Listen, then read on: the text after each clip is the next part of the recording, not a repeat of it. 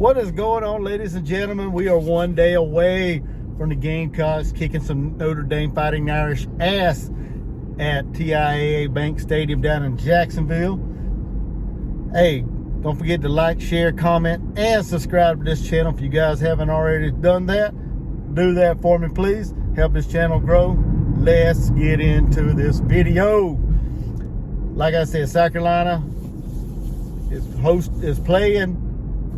Like I said, South Carolina is playing freaking Notre Dame tomorrow at 3:30 in the Gator Bowl, the TaxSlayer Gator Bowl. This is going to be an interesting matchup, in my opinion. A lot of opt-outs, a lot of transfer portal people that decided they was going to quit on these two teams. So it's going to be an interesting matchup, in my opinion. When I look at the situation at hand, for as far as the offensive standpoint, I think the edge on offense, as far as the quarterback situation goes, I think that favors the Gamecocks, the quarterback / wide receiver. I think that favors the Gamecocks because South Carolina does have their starting quarterback, Spencer Rattler, who completed about 67% of his passes this year for 2,780 yards, 16 touchdowns, and 11 interceptions. To one of his top playmakers, Antoine Juice Wells. He has almost 900 yards, so he's had a productive year. I think he has about 5 or 6 touchdowns. Don't really have the stats in front of me right now, but he had a very productive year for the Gamecocks. He's their leading receiver. The one thing about when you look at Notre Dame's quarterback, wide receiver tandem they have, both of them is no longer playing for Notre Dame. Drew Pine decided he was going to hit the transfer portal by the end of the year, before the end of the year, and their best catcher, the tight end, Michael Mayer, he declared for the NFL draft. So their two top producers as far as quarterback and receiver no longer with the Irish. So Notre Dame's going to have to turn to Tyler Buckner, which started the season as the starting quarterback, but in game 2, I think against Marshall, I think it was, he ended up hurting his shoulder, I believe, if I'm not mistaken, but I think it was his shoulder. So he was out for the rest of the year, or what he thought was going to be for the rest of the year. But since Drew Pine decided he was going to quit on the team, they had to resort back. They had to get Tyler Buckner ready for this bowl game coming up tomorrow. Now, he hasn't done the 2 games he played. He didn't put up big time numbers. He was 28 of 50. Can't read my writing. Like 28 of 50 or something like that. Just a little bit over 50% completion percentage for 378 yards and 2 interceptions. So he hadn't put up eye-popping numbers before he got hurt. He's only just a sophomore, so he's still got room to grow in the system at Notre Dame. But when you look at running back room, when you compare these two teams, Notre Dame has the edge because South Carolina's top running back decided he was going to quit on the team as well and hit the transfer portal. So he's no longer there, Marshawn Lloyd. So we're going to have to resort to basically like a running back by committee kind of thing. So we're going to have Juju McDowell. Christian Bill Smith, from what I heard, is 100% healthy. So we're going to have him as well.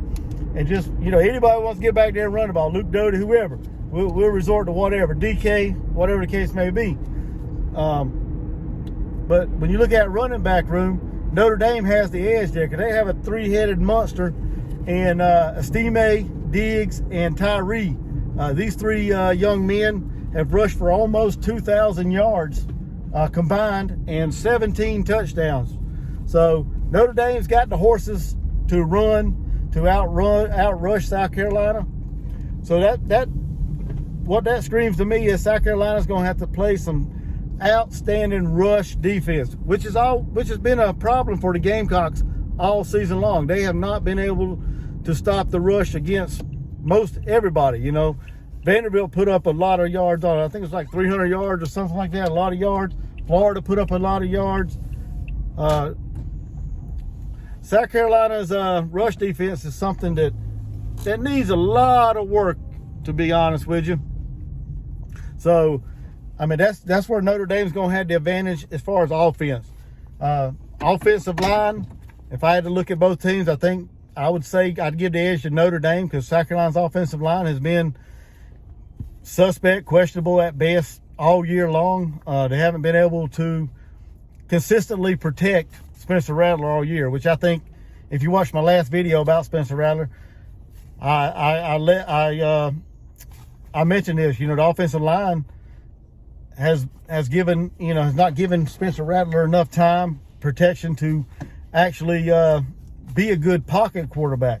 Now, if he gets outside the pocket, is a whole different beast in my opinion. That's just my opinion. But if I look at the offensive line, I'd probably give the offensive line to Notre Dame, the edge to Notre Dame, just because, you know, I've watched South Carolina play all year, and I've seen how inconsistent the offensive line has been all year. But like wide receivers, tight end, I'd give that to South Carolina, even though we're missing Josh Vann, Jalen Brooks. I still give the slight advantage to the Gamecocks because, like I mentioned earlier, we got Antoine Wells, who is a dynamic and explosive wide receiver, can run crisp routes, catch the ball, make things happen. So, you know, I give the edge to the Gamecocks on that. We got him. We got DK can play wide receiver.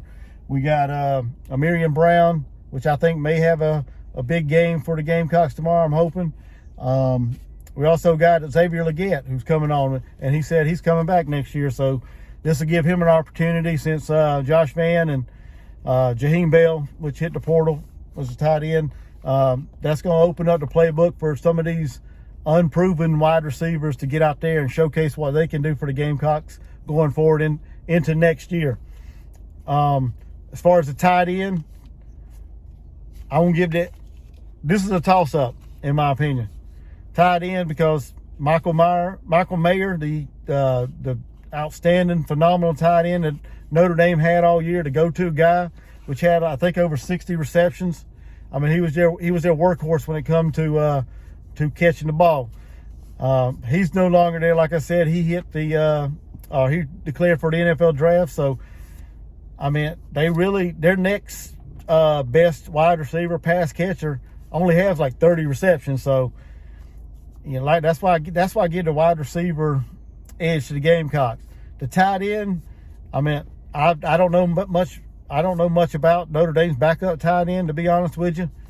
So if I had to say, you know, South Carolina's really not loaded at tight end either. We got one scholarship tight end on the roster right now, Nate Atkins, which he had a phenomenal game in the Clemson game, the last game of the season. So I'm looking for him to have another big game tomorrow. So if I had to give an edge to tight end, it'd have to be South Carolina, because I don't know much about Notre Dame's backup tight ends or the rest of the tight ends they have, you know, on the roster. When I look at the defense side of the ball, defensive line, both of these teams, you know, have lost key players. Isaiah Foskey for Notre Dame declared for the draft, so he's no longer at Notre Dame. Zach Pickens, he declared for the NFL draft for the Gamecocks. So both of these teams are missing key contributors on defense.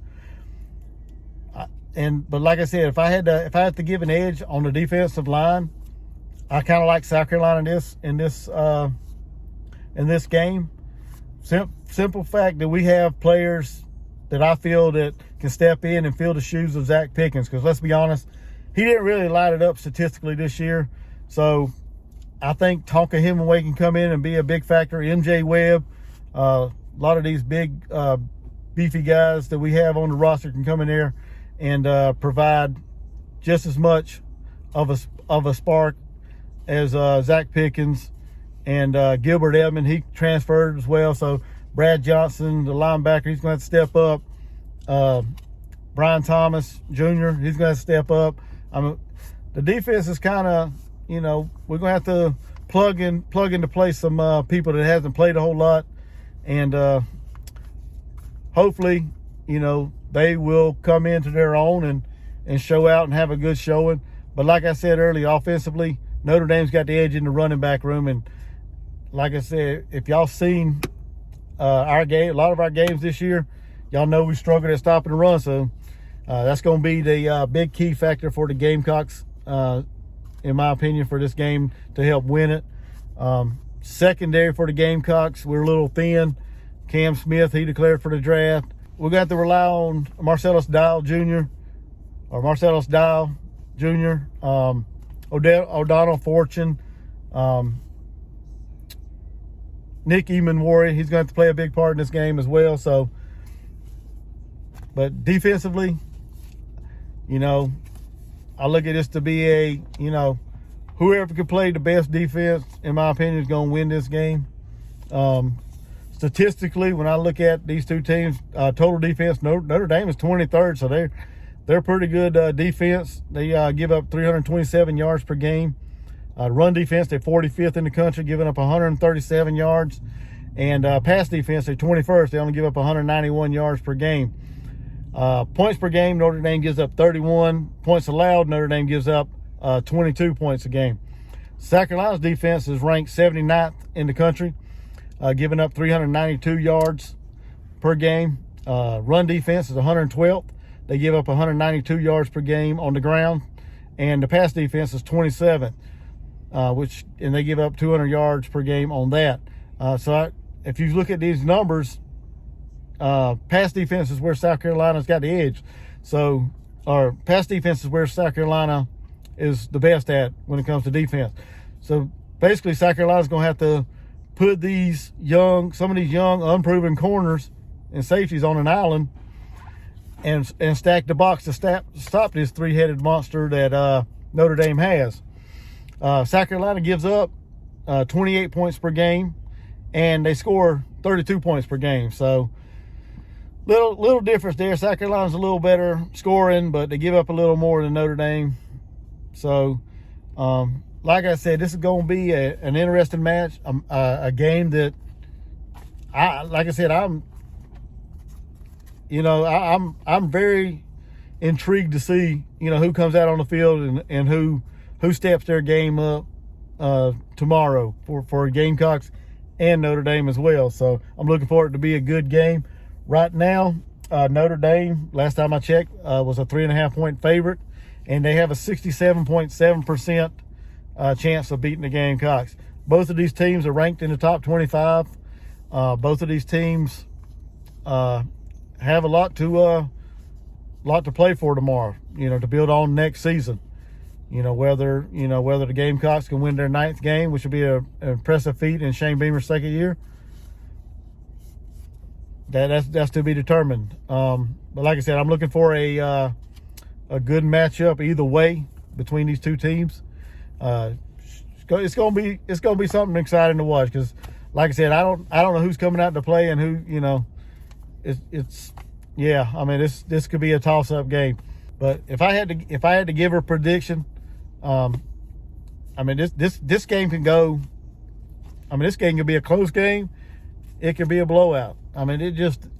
It's hard to say, man. To be honest with you, my gut saying, you know, South Carolina's going to win. But when I look at the defensive statistics, that kind of tells me Notre Dame's going to win.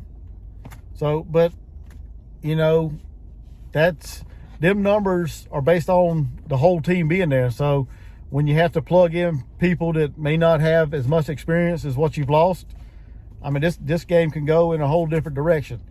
And that's why in this game, I'm taking South Carolina. No surprise, I'm a Gamecock fan.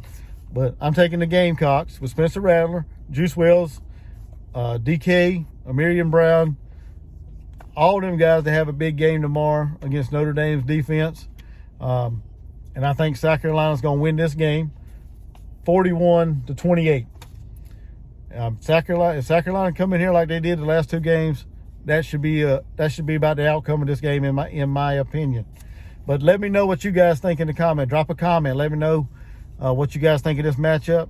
Let me know what you think the score is, your prediction. And man, I can't wait to be down there tomorrow. Me and my son and a couple guys from work, we're headed down early in the morning. Can't wait to get there and just take in the festivities and have a good time. But like I said, drop a comment. Let me know. Like, share, and subscribe to this channel if you haven't already. And until next time, Gamecock Chuck, I'm out. Let's go, Gamecocks.